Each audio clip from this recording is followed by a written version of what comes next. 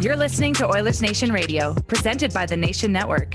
Subscribe for free on iTunes, Spotify, or wherever you get your podcasts from.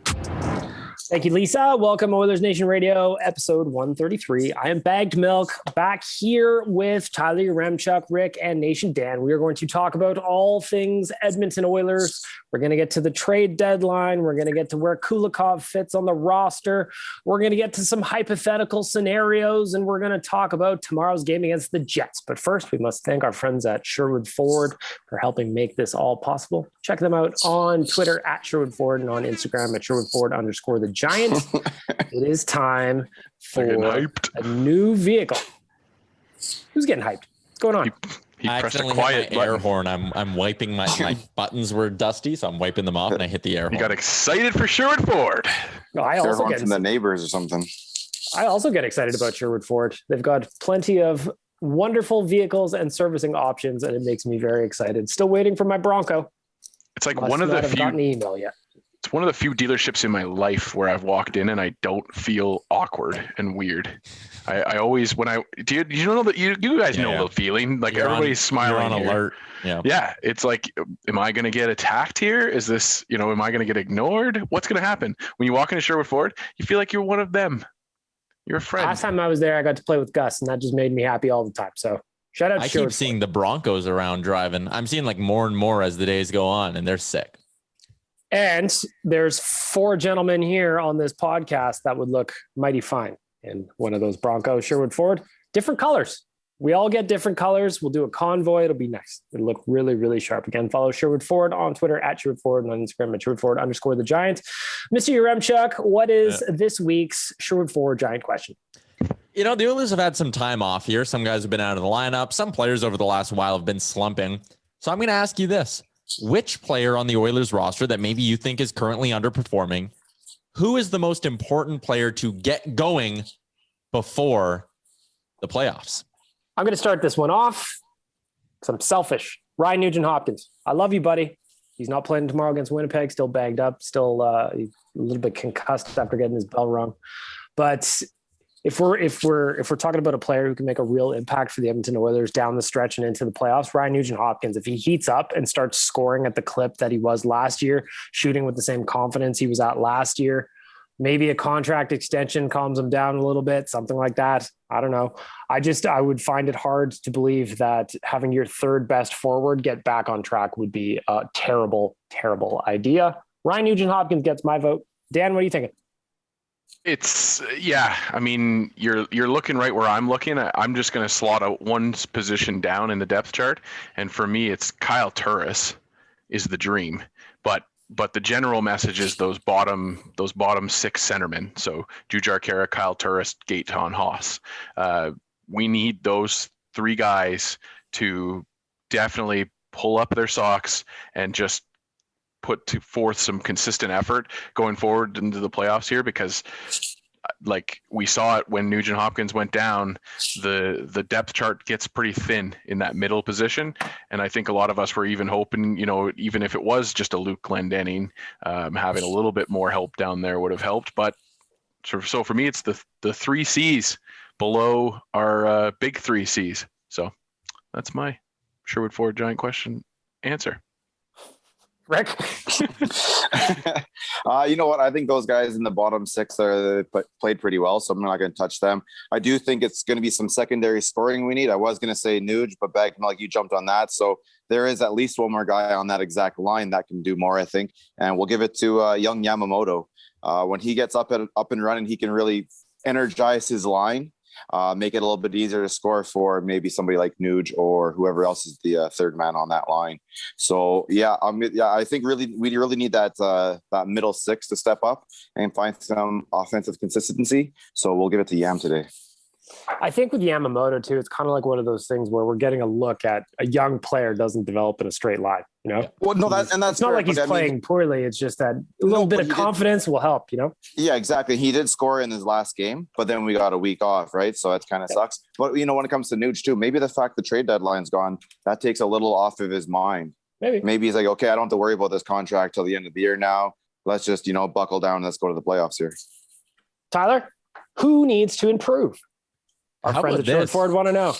one question, and now we're going to get 4 different answers. I'm going with Zach Kassian, and I think that's the best answer to this one. Like, the Oilers, McDavid and Draisaitl out of the top 6, I firmly believe will continue to produce and get their points come playoff time. What's going to be the difference maker for the Oilers is finding guys in the bottom 6 who can generate offense, and no one has game-changing potential quite like Zach Kassian. If he gets going, playoff style 2017 Kassian, where he's running guys over and he's sparking his teammates and he's chipping in with a little bit of offense, that will be absolutely massive for this team.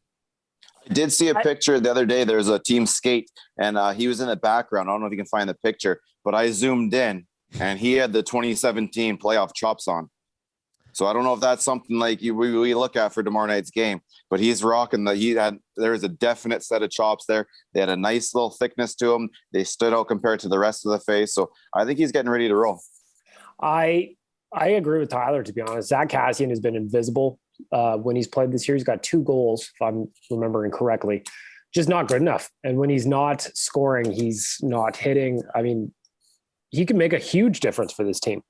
Huge difference, especially when, it gets into the playoffs and games getting a little bit harder to play. Maybe play against the Jets in the playoffs in round 1. You need a guy like Kassian to step up. Just around the horn really quickly, anybody else kind of come to mind after we've gone through it? I would say it'd be nice to get Caleb Jones. Like, I was thinking about Gregor's article with Caleb Jones and how he admitted he was playing with no confidence and how that affected his game. And he felt like the game was going a million miles an hour around him. So he's starting to play better now that he's starting to get some reps. He looks more confident with the puck. He's moving it a little bit better. He's skating well. I would say he's another guy that if he starts playing better, then that could also make a big difference. And not only that, he's going to have to play better, or he's just going to go out of the lineup with Kulikov shows up. He's got like a week. He's got about a week to outplay Russell. I mean, they've already shown before that they're willing to sit Russell if he's not in the top 3 defensemen. So I'm not too worried about that. But he's got about a week left in order to do this. Because once Kulikov gets there, I think Kulikov goes 2, and it's going to be really hard to beat Russell out of 3 at that point. Well, and to that point as well, Slater Cuckoo's team skating with the team now, and Cuckoo, when he started this season, looked like he was going to be the answer. It definitely fell off right before the injury, but if he comes back like he did at the start of the season, we're going to have a really good problem on that back end as to who we play each and every night. I'm telling you right now, the answer for the Oilers is to play 9 defensemen and 9 forwards every game. Nobody does that. Mm-hmm. You wouldn't see it coming. Let's get to the trade deadline. We've all brought up Kulikov. The only addition that the Oilers did this past week was pick up Dmitry Kulakov for a conditional 4th. Gentlemen, you're first. I got 2 questions for you. 1, thoughts on the deadline as a whole. 2, specifically the Kulikov pickup. Rick, I'll start with you. The deadline as a whole, we went into it expecting very little, kind of a move like that. However, I think you still wanted something more happening. So I still was a little bit disappointed at the end of the day that I wasn't happily surprised, I suppose, especially after they went for the Kulikov trade. I thought at that point, maybe they will take a stab at that left winger, because once you do have that second lefty position sort of kind of wrapped up, it now gives you a more, it makes it a little bit easier to go for that left winger. So the fact he didn't afterwards was kind of a little bit of a shock. But at the end of the day, you look back at it, he didn't really have a lot going in. So I didn't have a lot of expectations. I just kind of wanted to be surprised. Yep. I did too. I was really hoping Miranda Kerr was going to be sliding into my DMs this week, but unfortunately it did not happen. Dan, your thoughts on Kulikov and the deadline as a whole? I love defensive depth. I've been kind of preaching that. This isn't really depth though, because this guy's going to play number 2. No, but he slides everybody down now, and now your replacement level players are NHL ready guys, and even the replacement level players below the replacement players are NHL ready. So I love that kind of depth is necessary. I think we were talking on State of the Nation, Tyler, and you brought up that Sekera injury in 2017 sewered this team, and we don't have that issue this year. We lose, knock on wood, you don't lose them, but you lose 2 defensemen in this playoff run, and we're not in any kind of dire straits. So I think in that series we had Griffin Reinhart in as our next man up. So it's a lot better now. So that's exciting for me. And then as a deadline as a whole, it was pretty much like, it was a pretty boring deadline day, but I think we kind of expected that. The one big shock was the Anthony Mantha deal. And that one still has me scratching my head a little bit when you look at the pieces that went back and forth. Obviously the Capitals really value Mantha and really think that there's a piece there to move forward with. But there was some deals where I was kind of like, those are good deals. I think the Boston deal for Taylor Hall was a really good deal. Obviously, it sounds like he wanted to go there, and so that was made that way. But like the price that Florida paid for Sam Bennett was surprising to me. So there was some fun and interesting conversation pieces. It was a good trade deadline overall. And I think this Oilers team is going to be just fine going forward. I'm kind of I'm with everybody. I like the Kulikov pickup because I think it's going to push everybody down, like Dan said, and you can't have enough defensemen. I would have loved a scoring second left winger, but it wasn't going to happen. Even Ken Holland in his presser after, as I was doing the live tweets, he's like, listen, we spent a lot of futures last year. And we all know what happened. The pandemic came, everything got derailed. Athanasiou's in Los Angeles right now, whereas if under normal circumstances, he would probably still be here. So I got what he was saying when he said, listen, you can't do this every year. Kind of got to pick your spots. I completely got it. Even though some Oilers fans were pretty upset, I kind of understood it. Tyler, wrap us up on the trade deadline and Kulikov. So Kulikov specifically, I think giving up a fourth for him is fine. Like he's been playing heavy top 4 minutes this year on a not so good team. So I think expecting him to come here and take some minutes away from Darnell Nurse, do a little bit of heavy lifting, to give up a fourth for that, I'm okay with it. Like I don't love the idea of a third potentially being involved, but that only happens if you win a round, and you probably don't complain about that because you won a round. So I like the deal for Kulikov. I'm really, really surprised. Not really, really surprised. I'm surprised that we didn't see like right at the deadline a 6th round pick for Derek Ryan or next year's 5th for Luke Glendening or something like that, where, like why would the Flames and especially the Red Wings, why would you hold on to these guys? Why would you not just, with 15 minutes to go, Holland wants Glendening. Why would you not pick up the phone, call him and say, 6th round pick for Glendening, do it so I get something, and bang, cut your losses, because they've already told Glendening he's not going to be back. I think he was kind of banking on being traded. Like, I'm surprised we didn't see him move for a depth forward, but other than that, I like the Glendening pickup. A slight stick tap to Ken Holland, but I wrote about this in an article this week at The Nation. This year, I understood the patient approach, and I understand why you want to do that this year and why you were sort of forced to do that. Going forward, there's no more excuses for Ken Holland. Like you need to start making some hay, and this team's cup window, if it isn't starting right now, it starts July 1 for me, and Ken Holland has to get aggressive this summer. He's also got to look in that dressing room then look at some players and go, you guys need to start playing better. Yeah. That's going to be our addition to this offense this year. And Nugent needs to get better. Cass needs to get better. Yam needs to get better. We need to get more points on the board right now. And that's I think kind of what we started the podcast talking about, right? Is like which guys can sort of be their deadline acquisition in a weird way. And if all those guys can step up their game, then that's a hell of an addition. I think you said it too, Tyler. Like I think that a lot of, when we look around the league, there wasn't a lot of the ticky-tacky little minor deals being made all over the place, right? And you're right. There's a lot of GMs that are left with pending free agents now, and they got no assets for them. So I feel like Holland wasn't alone in his unwillingness to overspend this time. And I think that last year's playoff run also played a factor in Ken's moves, because he made all the big moves. We were all, we all sat here this time last year and we're excited about, the transactions that he made. I guess it wasn't this time last year, but you know what I mean? We were excited about the trade deadline last year. And so we look at it and we say, I would have loved to have seen some bigger moves, but they just weren't there. And so this, like Tyler said, this offseason, it starts again. And there's no more sitting back. This team has to figure this out. And I think that this team can make a playoff run of it right now.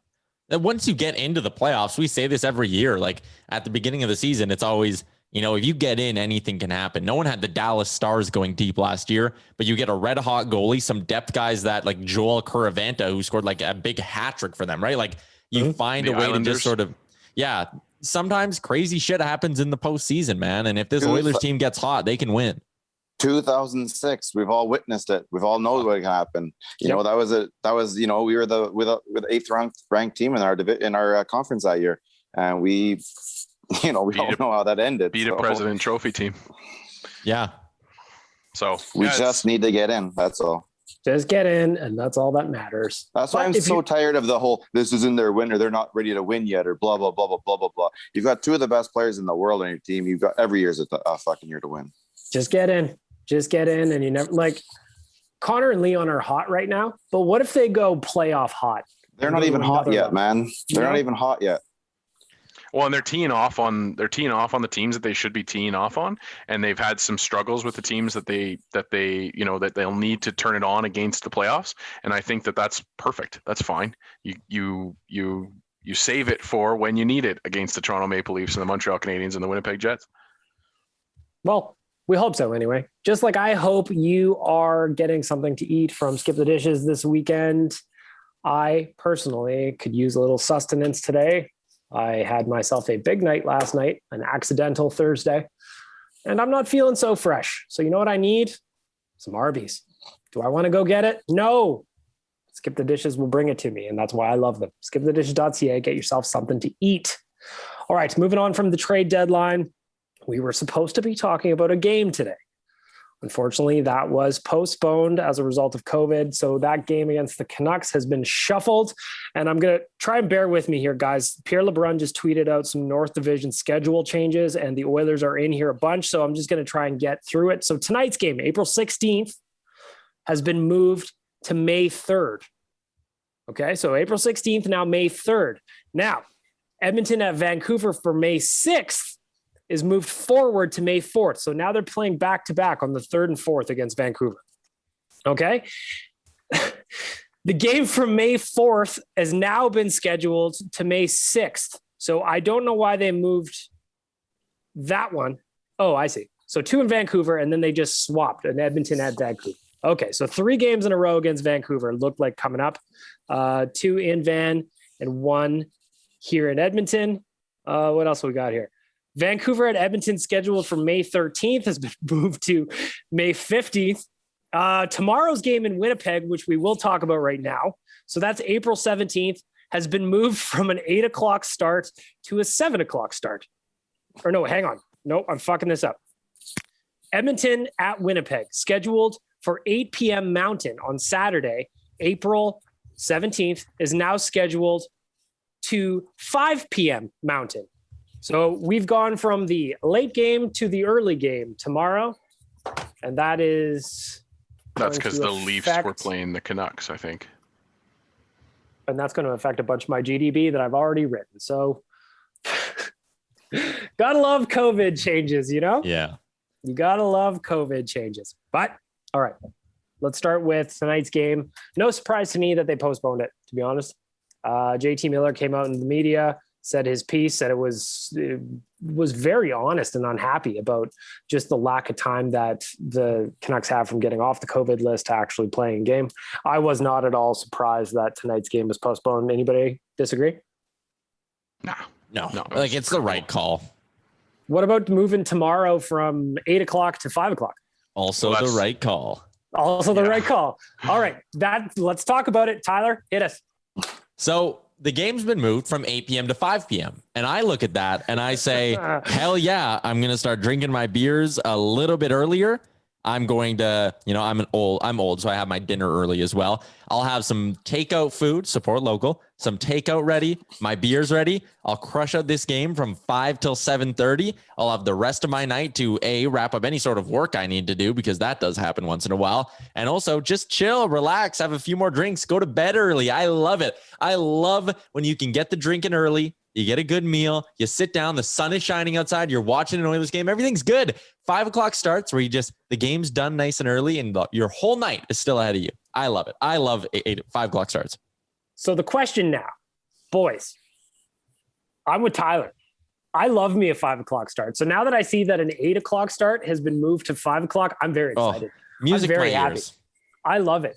There is nothing better for me personally than settling in, getting everything done, wrap-ups posted, B-cast done, enjoyed a victory beer, and it's still only 8 o'clock. I've got a whole bunch of time to do whatever I want. Whatever I want. Gentlemen, Rick, Dan, 5 o'clock or 8 o'clock? Well, I know Rick, you're a fellow late night guy like me. Yeah, man, I'm not eating fucking cream corn at fucking 4:30 or with the rest of the retirement home waiting for a fucking 5 o'clock hockey game. 5 o'clock is the afternoon. 6 o'clock is late afternoon. 7 o'clock is like early evening. Come on. I've fought my entire life to like avoid this 9 to 5 Monday lifestyle. I've fought it where, it's like 10:30 and they're yawning and going to bed. And that's just kind of like the ritual. I've fought that my entire life. I hate that. It terrifies me. And that might be my biggest fear out there.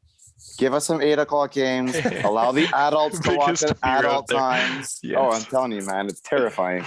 Tyler and I are going to text the group text when we're going to bed at like 10:30 tomorrow. Oh, yeah. Nighty night. Everything is done.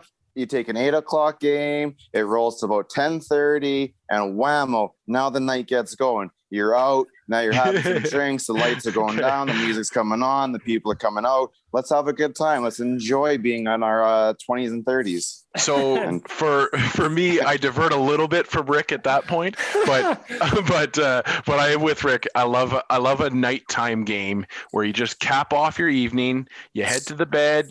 You finish the third period in bed, and then you can put it to sleep. Now, for me, selfishly with work, I always like to be able to. I have to stay up until the end of the last hockey game, because if there's a hockey fight in the last minute of a game, I like to be able to make sure it's up on hockeyfights.com. So I'm also selfish there. But the early evening games, like especially when the team lays out a stinker, which thankfully hasn't happened very much this season, but there's been a couple nights like that game against Montreal, and it ruins the rest of your night.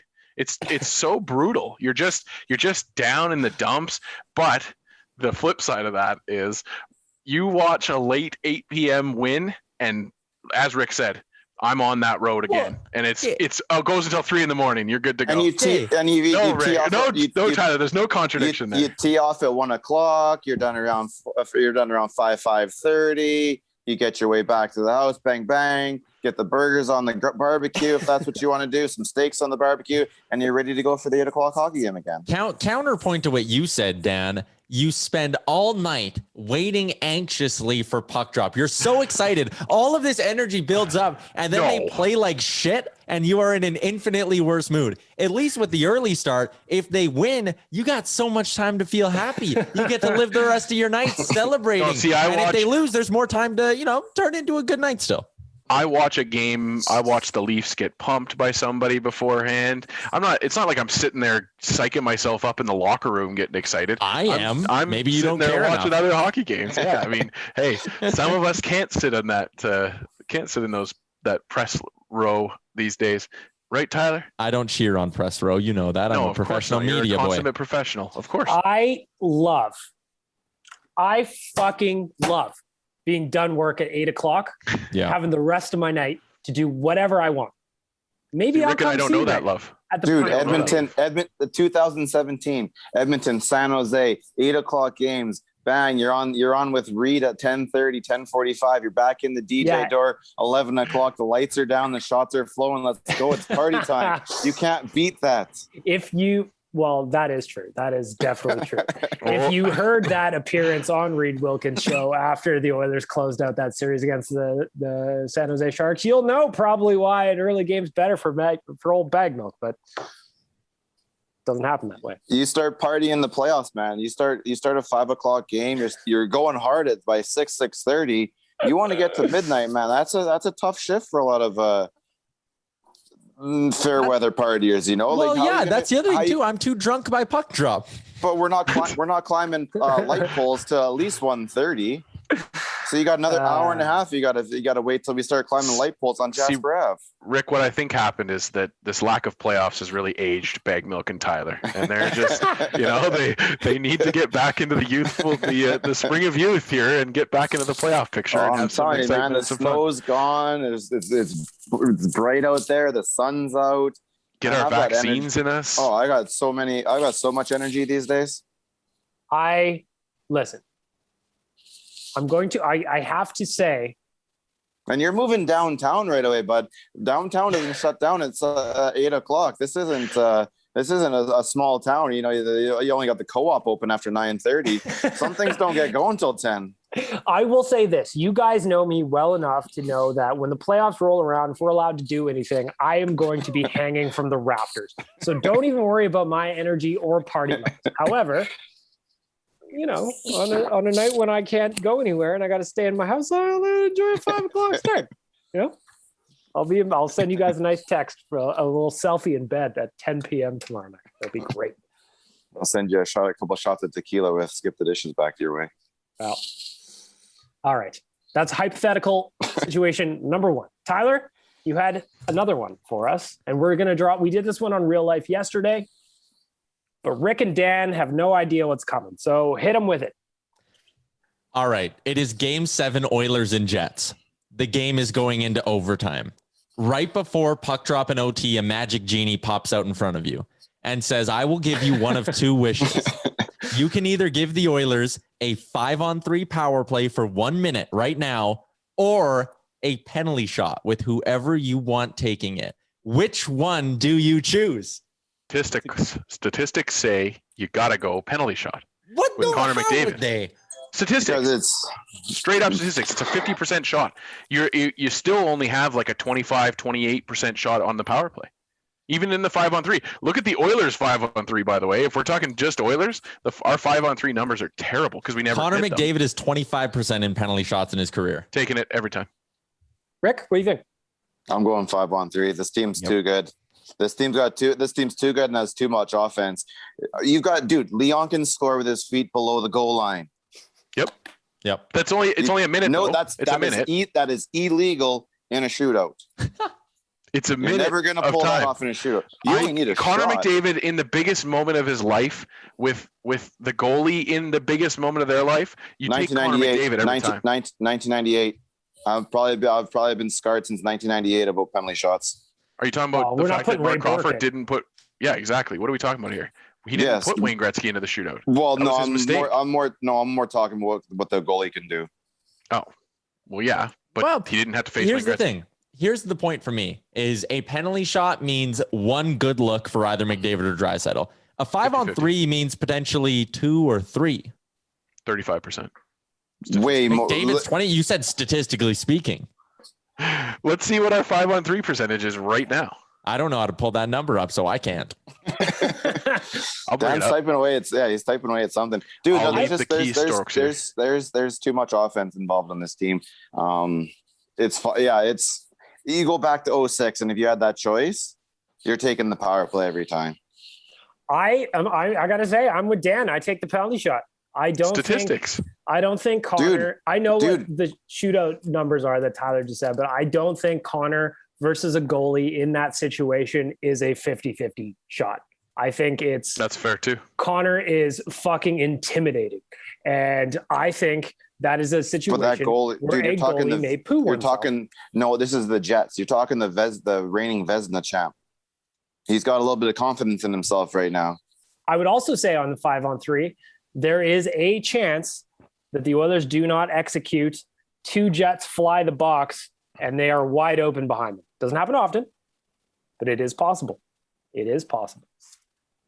Is it possible for the other team 5-on-3 in overtime, and it's a 2-on-0 the other way? Holy shit!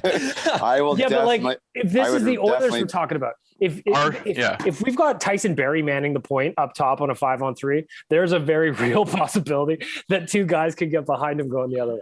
Our 5-on-3 power play percentage for this year is 25%. Cool. And since give me a time range that you want to hear from the Oilers. Since Connor's been around. Since Connor's been around, so what, 2014, 15? No, 15, 16. It's 15, 16. Get stats.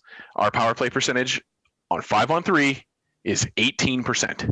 Oh, because it was bad. Horrendous. It was bad back then. But you can. That's 33 opportunities, and they have 6 goals. What's Connor's shootout? I don't even know. But see, that's different. It's not I don't think it's you can't look at it like a shootout. Yeah, but he's 25% on penalty shots. Penalty shot.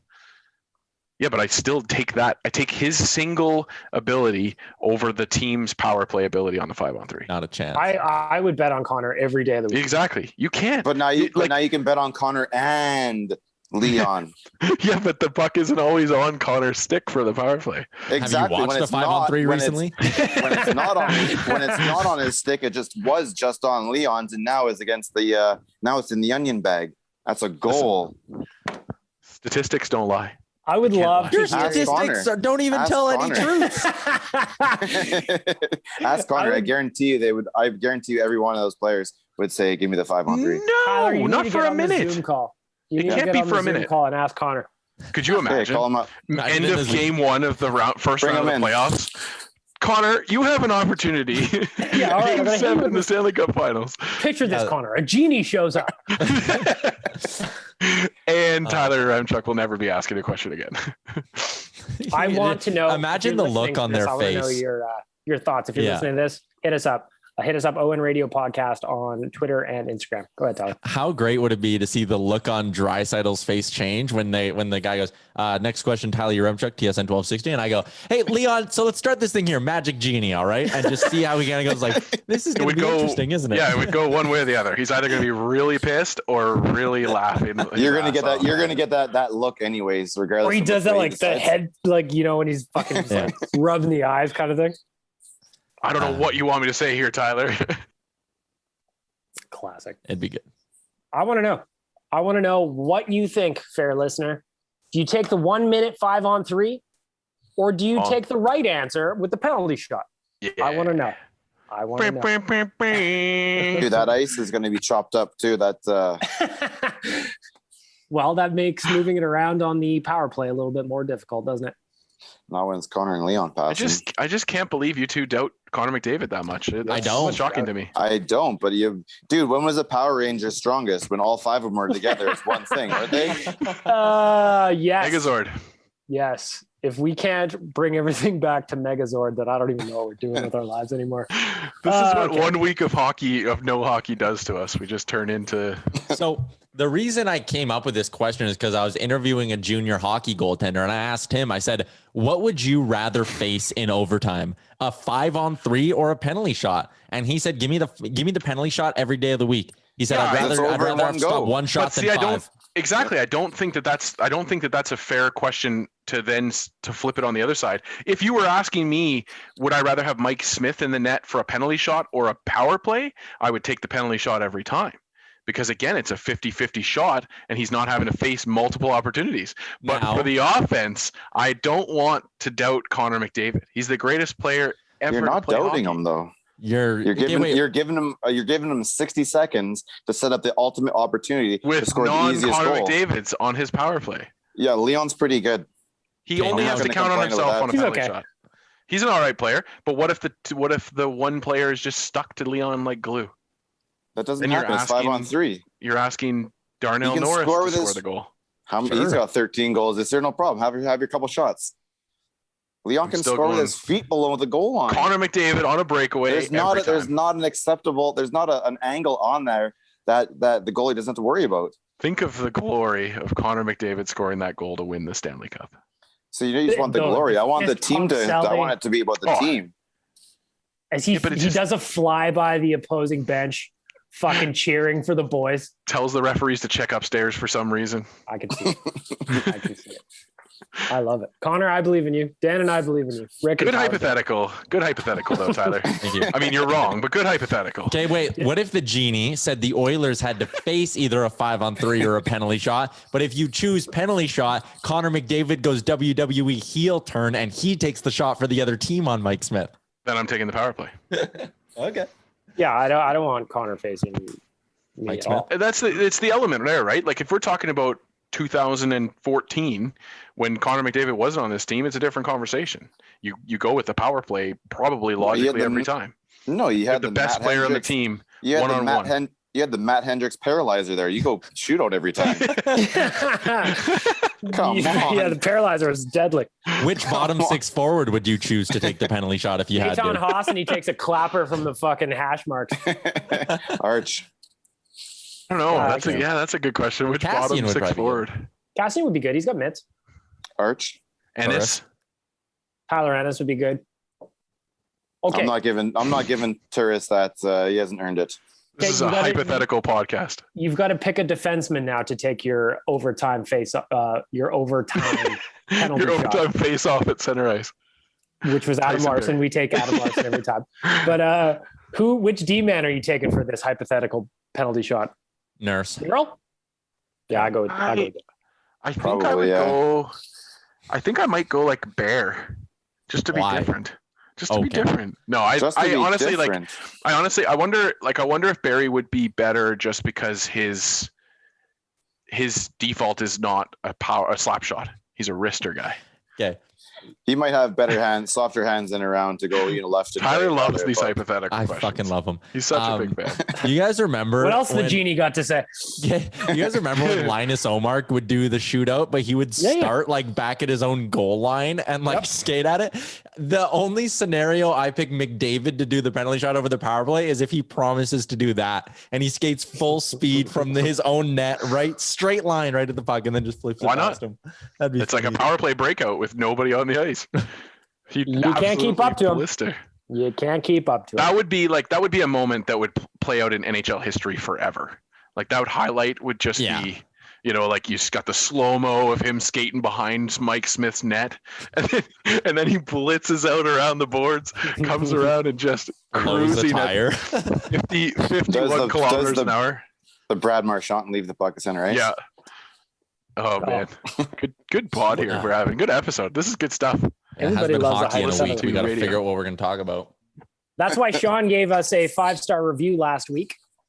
Sean says, "Okay, boys, if you can get Eric to pitch, I would love to come out and try also. Could we set up something to go to charity for a pay for pitch and bet if anyone makes contact? Thanks. Keep up the great podcast." So that is a review and also a request to be in on our batter's box conversation. There's got to be a charity angle there for sure. Of course. Just get them down to the Edmonton ballpark, and if you get plunked, you get free tickets to a Riverhawks game. I'm trying to think of what my approach would be. Okay, here's it. I'm going to throw a hypothetical at you, Tyler. We are in the batter's box, Mm-hmm. and you Together. have 4 opportunities, 4 swings. Mm-hmm. You get to pick either a curveball Mm-hmm. or a fastball, and it'll be the same pitch all 4 times. Which of those pitches do you believe you have the best chance at hitting? Fastball on the outside corner of the plate. It scares me the least because it's as far away from hitting me as possible. And honestly, I'm not good enough to tell the difference between like a 92 mile an hour fastball and an 80 mile an hour curveball. They'd be equally as frightening to me. So give me the one that I know is going to be flat and straight, put it outside so I'm not scared about getting hit, and let me poke and try to just bloop one into right field. That's Ricky? definitely the right answer there, man. And it's coming at like a straight line. This curveball thing, you could throw it 15 times, and 14 times before it can do the exact same route and come real close to me. And on 15, I'm probably still dropping in the batter's box trying to avoid it. So just throw it in a straight line. I can watch the first one go by, and I can try my best to try and keep up with the next 3. I'm not hitting any of them, so. Yeah, I'm not hitting anything either. I just, you know what? I'm going to take the curveball just because I want to see it. I want to see it. And get don't scared. get me wrong. I want to see that. But if I've got 4 swings to hit one, just give me the fastball, please. Yeah, it's obviously the fastball. Just pray, close your eyes and swing and hope you But hit dude, something. there's fastballs. There's like a 2-seam that can like start breaking away from you too. Like what that baseball can do is absolutely it's weird. It's funky. Getting out there would be unbelievable. Tyler, have you ever watched on TikTok the people that they show different grips on different pitches for baseball? Yeah. I love that shit. I love that shit. Dan, which one are you taking the curve? You gonna hit that sliding curve? I'm taking the curve because then you can lean your body into it and just give one for the team. Take the Chris Russell approach. Get your body in front of it, and the curveball isn't going to be as hard as a fastball. So yeah, curveball all the way. It's still going to be so fucking hard. Oh, though. absolutely. That thing It's not going to moves. feel good. It's It'd not going to be feel horrible. good, but I'm a hero because I got a base. Well, that would increase your on base percentage. Tyler, what did Eric say again when you asked about this? We asked what it would be like to get hit by a pitch. And Eric Sabrowski, he said, to be honest, it fucking hurts. Even if that ball glances off a shoulder or an elbow, it stings like crazy. Dude, that's got to be the worst though. When you get off like the bony areas and shit like that. Like if you're going to throw it, you got to hit me in the upper quad, please. Maybe in the fucking left, or I guess be the right ass cheek. Like, let's go for a meaty area, please. I don't got a lot anyways, but let's try and pick the meatiest of areas, please.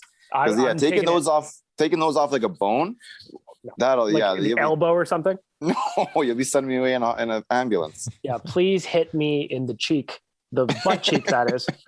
I don't want any part of this conversation. Okay. Back to the Oilers, I suppose. This is an Oilers podcast after all. If they play some games, we'll talk about them. Yeah, fuck. Well, let's talk about tomorrow's game in Winnipeg. Obviously, the Oilers haven't played in a week. Different this time, though, the COVID break this time around, because they were actually at home this time. So they could, be at home, which would be much nicer than being in a hotel. What are you guys expecting from tomorrow's now 5:00 start against the Jets? Last time we saw the Oilers come back out of a break, they looked tired, exhausted. Like you said, they weren't at home. They were out on the road. They had to sleep in hotels. They were away from their families. They've had some good practice time during this break. They're sleeping in their own beds. I think that's huge. And I think this is a team that, was starting to sputter a little bit. And I'm really, really hoping they come out of that real strong, like shot out of a cannon against Winnipeg. And I wouldn't be surprised the least bit if we see that. Dan, what are you thinking? Well, yeah, Tyler said it, and it's not necessarily just the last time. It's the trend that we've been noticing. The start of this season, the coming to the bubble hockey, and then including the last one against the Habs. I think that this team just needs to show some, the consistent effort and give that, that feeling where you're not feeling like they're lost in the sauce against the Canadians that game. So yeah, I just want to feel confident after that first period that we are in the game against the Jets, if not leading the Jets, and going forward into the rest of the game, it's going to be a good feeling. Rick, week off. What are you expecting? I am a little worried. As much as you really want to see them, and this is gonna be one of those games where they come out, they're rested and blah blah blah, whatever you want to put behind, go for it. But we've seen this before. They don't really do that. If they are going to come out, they're going to come out and play a strong team game where, they play a real tight game, and you're not going to see, it's not going to be very flashy. They're going to try and come out and win, 3-1, 4-2, keep the mistakes to a minimum. I do think they sometimes get worried about losing, and we'd like to see them try and win. Right. I think there's a huge difference in playing to win and playing to not lose. So I think there is some times where they do come out to playing to not lose, but I do agree. They do look a little bit flat in the last little bit. That's the way a season goes. So I'm really hoping after this, after the deadline's over, everything's said and done, there is no more excuses. There's nothing else to worry about. There's only one thing to focus on right now. We've had a week off. We've got some, two of the best players in the world. What they're going to come out and do. I really hope the rest of the team comes out confident and playing the same type of game. I just wouldn't put any money on it. I do think we'll win. I just don't know exactly which version is going to come out. It's going to be interesting also because mentioned it earlier in the podcast, Ryan Nugent Hopkins won't play tomorrow. So that makes playing Connor and Leon seem unlikely, though Dave Tippett did do it against Ottawa. Tyler, looking at kind of where they're at with Nuge out, you think those two are together or apart? I've changed my tune on this a little bit. Like there was a part of me that earlier when Nuge was out, I was like, nah, keep McDavid and Draisaitl together and just go supernova, see what can happen, right? Maybe you get lucky a few times with some bottom six goals. But now I'm thinking about it, and I heard Ryan Rishaug actually say this, so credit to him. That's your backup plan, in my opinion. I think if you go into a game with McDavid and Draisaitl on the same line and it's not going well, what do you do when you're down 2 going into the third period? There's no break glass in case of emergency. So what I'm doing right now, especially considering where they are, where the 2 points would be nice, but it's not a must-win situation or anything like that against Winnipeg tomorrow night. I'm trying to get other guys on this team going. I'm playing as many guys with McDavid and Draisaitl as possible. I got Cassian on the left side for a bit. Sure, I got Ennis, Cahoon rotating with Draisaitl. I'm doing everything trying to get this lineup going. And then if we're down 2-1 heading into the third, I put the duo back together and say, okay, it's time to win the game. But right now, I think you need to try get this full group going. And to do that, you need 97 and 29 split up. And they've been talking to Cassian. I mean, you've seen it. Everyone's putting the heat on Cassian right now. So I think this is going to be his first opportunity to step up, and they're going to put him with Connor. And I think he'll have a Connor, Cass, Pugliarvi line, and then roll with most likely Cahoon, Leon, and Yamo. It's going to be interesting. We'll get to some keys to the game here, but first I want to shout out our friends at Cornerstone Insurance. For 90 years and 4 generations, Cornerstone Insurance has been a family and employee-owned business here in Edmonton. They've got all the insurance products that you need. Check them out at cornerstoneins.ca, cornerstoneins.ca. Just to wrap up tomorrow's preview, keys to the victory. I think for me, I'll avoid my blue line one because it's the same thing I say every time. Respect the blue lines. Quick start. Get everybody involved and stay out of the box. You can't be killing penalties in your first game back in a week and take McDavid and Draisaitl off the ice. I know Leon kills a little bit, but you need those guys going. You need them to play as much as they can.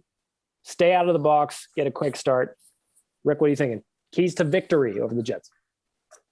I said it before. I think they have to just come out and play to win. I think you have to manufacture some confidence if you don't have it, but you need to come out and play to win. You can't be playing to not lose. I think that's when we really get caught up and start looking really bad. So they need to find the confidence. They need to come out and play to win. Come out as the aggressor and take control of that game. If not, it can slip away real fast. Dan, keys to victory. Well, in your same thread, Bag Milk, I'm not going to say what I always say, which is the first period effort. I'll say you need to both limit shots on our goalie and get more shots on their goalie. Win the Corsi.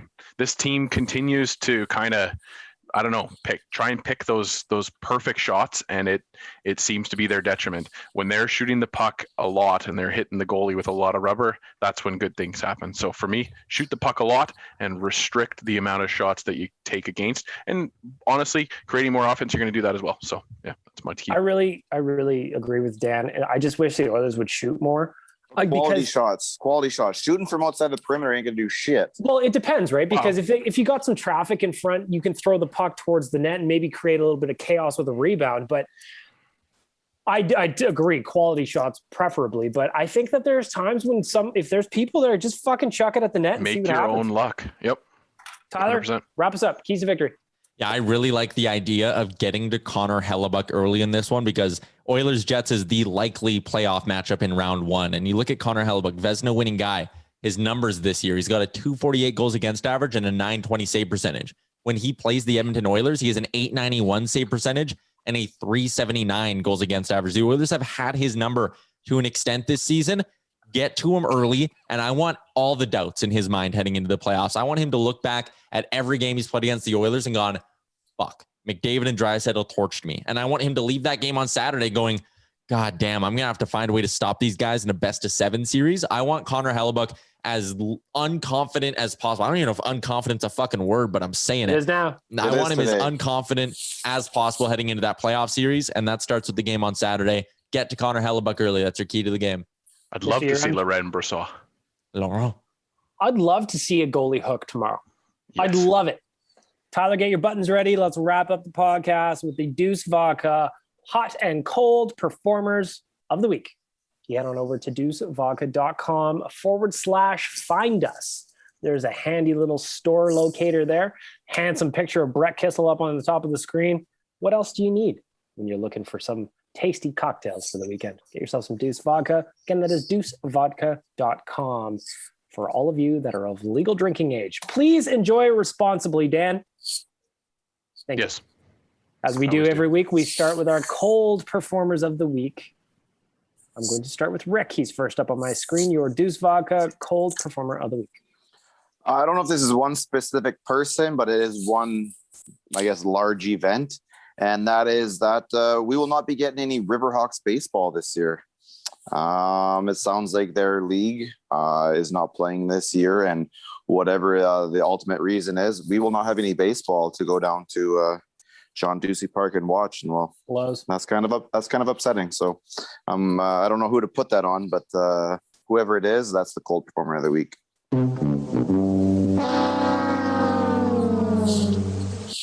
Dan, you're next up on my screen. Your Deuce Vodka cold performer of the week. Well, the City of Edmonton Fire Rescue Services just put out a call to this week, and I'm going to echo that as well. 77 rescues this year so far, trying to get people off of the ice or dogs off the ice or a combination there within. People just need to stay off the darn North Saskatchewan River right now.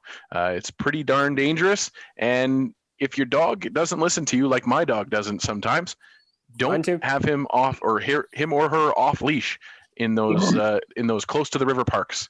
Please be safe. Stay away from the river. Keep our fire and rescue services from having to go out and rescue people, and just let them deal with those fires.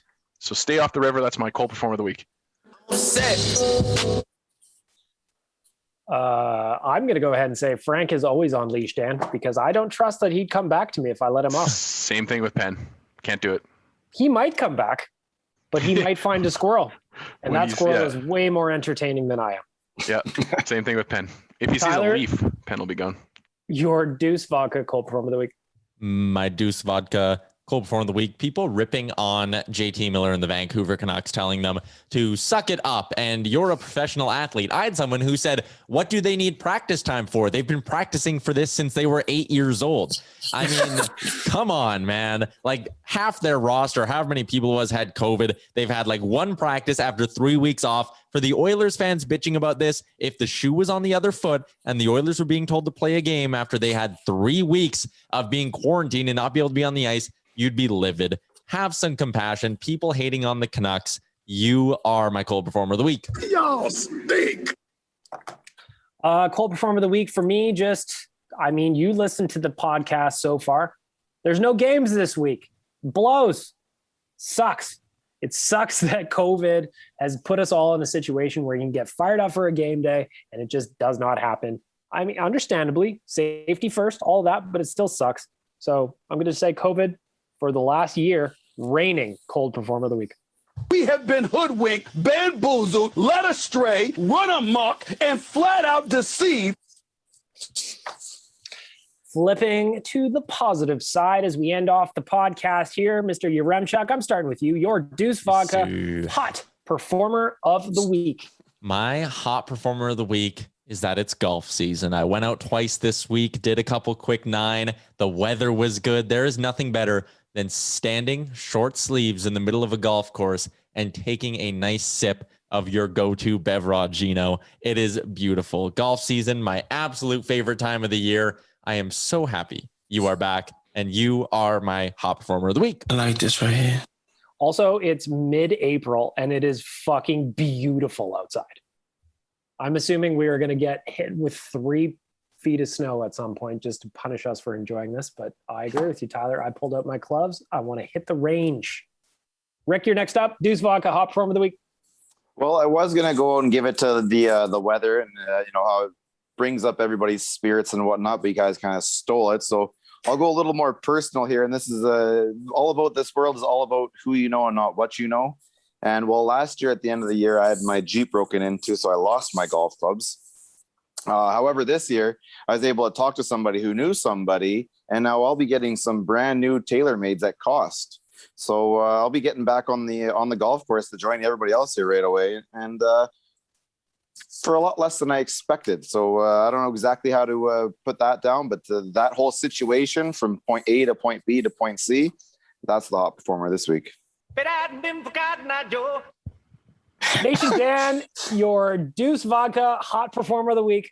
My Deuce Vodka hot performer of the week goes out to a gentleman who is a proud father of 4 wonderful kids. He is a LGBTQIA2S+ ally, and he is our anthem singer. Rob Clark has had a tough week this week. Not much more needed to be said, but for a guy that I think all of us, are very, very glad to have around this organization, around this city, and, count as a friend of everybody here. Rob Clark, you're my hot performer of the week. Stay safe, buddy, and we're all thinking of you. Absolutely. Just to wrap it up. My Deuce Vodka hot performer of the week is Dogecoin. If you know, That's it. That's it. All you need to know. That's all you need to know. Cash money. Thank you. I want to thank our friends at Sherwood for the Giants, skipthedishes.ca, Cornerstone Insurance, and Deuce Vodka for making this all possible. And for my friends for being here and spending an hour of their time with me. And for you, fair listener, for and to you, fair listener, for welcoming us into your ear holes. Thank you. Thank you for being here. Go Oilers. Big game tomorrow against the Jets. Hit us up with your answers to the hypotheticals. I want to know. 8 p.m. start or 5 p.m. start? I want to know. 5 on 3. Penalty 5 on 3 or penalty shot. Hit us up. ON Radio Podcast on Twitter and Instagram. That's episode 133. Thanks for being here. Shout out Damien. Thanks for listening to Oilers Nation Radio, a member of the Nation Network of Podcasts. Make sure to follow us on all of our social media to stay up to date and never miss a podcast.